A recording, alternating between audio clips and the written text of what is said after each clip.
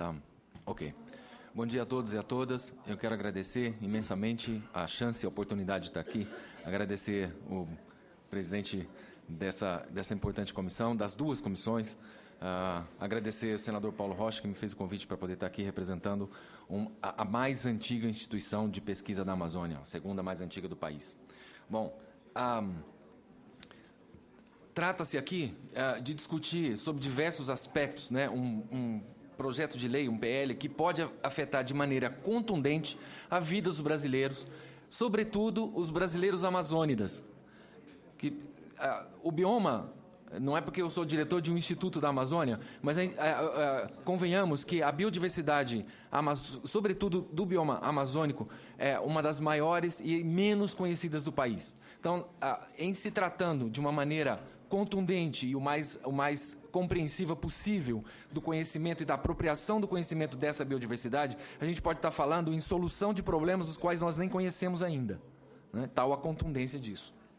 Então, pelo acompanhamento que eu venho fazendo dessa tramitação, né, do PL 02, trata-se de um tema que vem ganhando muitos adeptos e defensores, especialmente pelo número de audiências, seminários e debates que a gente vem reconhecendo de maneira bastante positiva.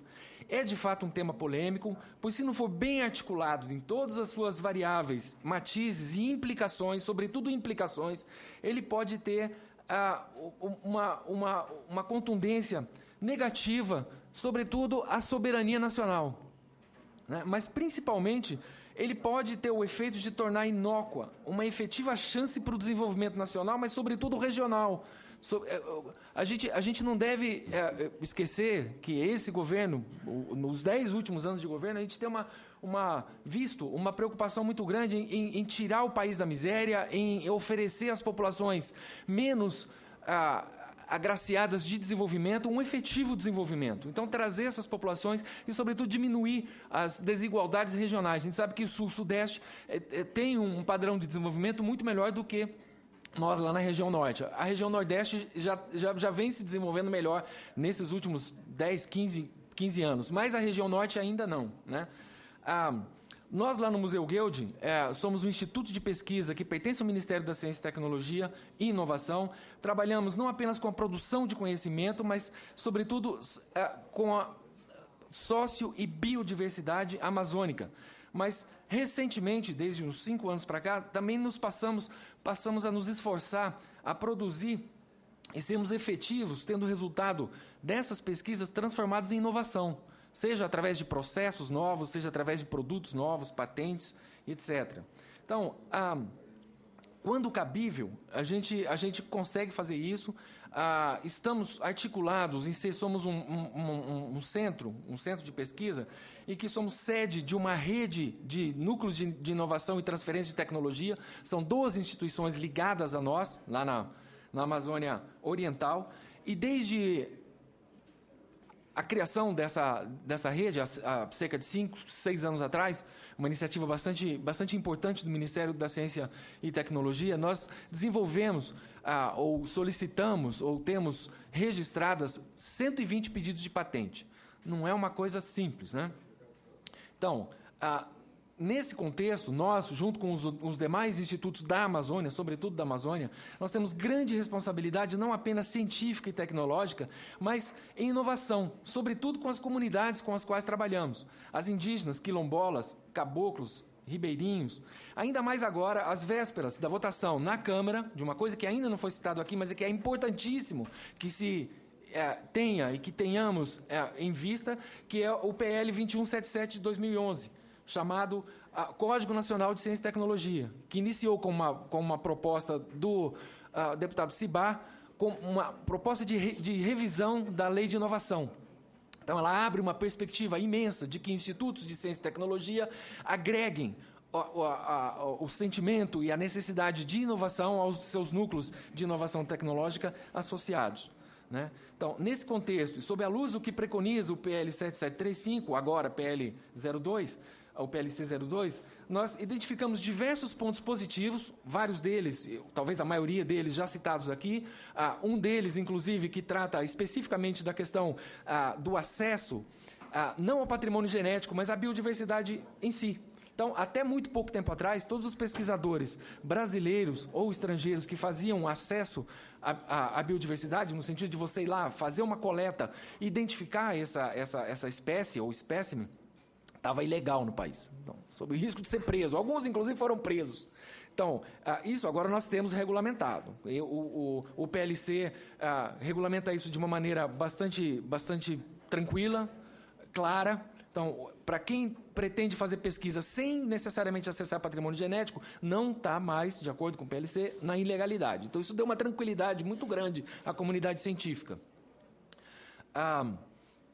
Mas nós também identificamos alguns pontos que, se não forem corrigidos, se não forem refeitos e bem analisados, eles poderão não só pôr em risco a integridade dessa soberania nacional, que eu mencionei, mas principalmente ter o efeito de negar às populações tradicionais uma melhor condição de vida, uma efetiva possibilidade de desenvolvimento. O que pode ser muito ruim para a Amazônia, que depende desse desenvolvimento. Bom, um desses pontos refere-se à necessidade, e nós identificamos isso muito claramente, a necessidade de vinculação no PL por pessoa jurídica estrangeira a uma ICT brasileira. Isso não está previsto.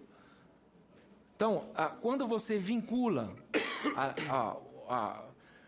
a iniciativa de prospecção a uma ICT brasileira, você abre uma gama de possibilidades que vai desde uma melhor efetividade em cooperação internacional, você tem mecanismos efetivos para estabelecer cooperação internacional, o mais alto nível, ou seja, você se apropria de laboratórios que nós não temos aqui no Brasil ainda para poder rodar certos experimentos no exterior, isso tudo do ponto de vista científico.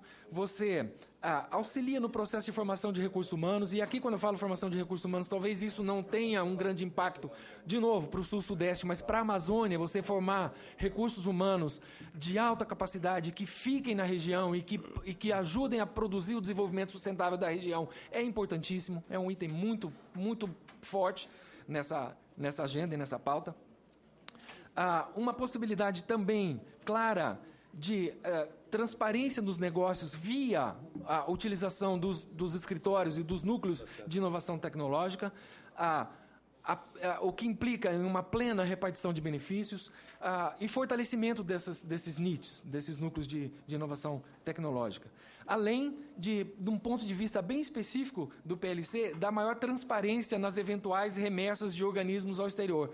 Então, esse é um ponto do PLC que não está muito bem claro. E como foi dito, eu não estava aqui ontem, mas como foi dito ontem aqui, pelo representante do MCTI, deveria se fazer melhor ou mais uso dos mecanismos já existentes e preconizados regimentalmente no marco legal de ciência e tecnologia do Conselho Nacional de Desenvolvimento Científico e Tecnológico, CNPq. Então, o CNPq ele é o responsável pela vinculação de qualquer pesquisador estrangeiro que queira fazer pesquisa no país.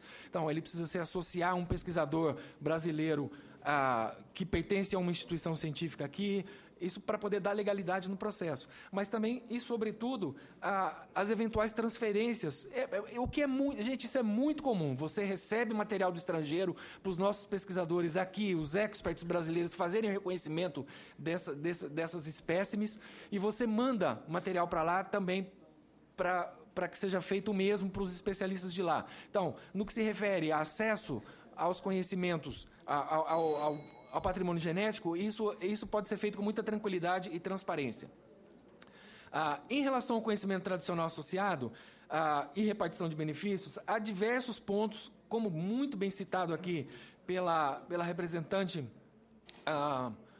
do Grupo Pharma, o PLC traz diversos avanços. Mas, como, no nosso entender, o diabo mora no detalhe, tem vários pontos que, apesar dos avanços, precisam ser melhor explicitados e melhor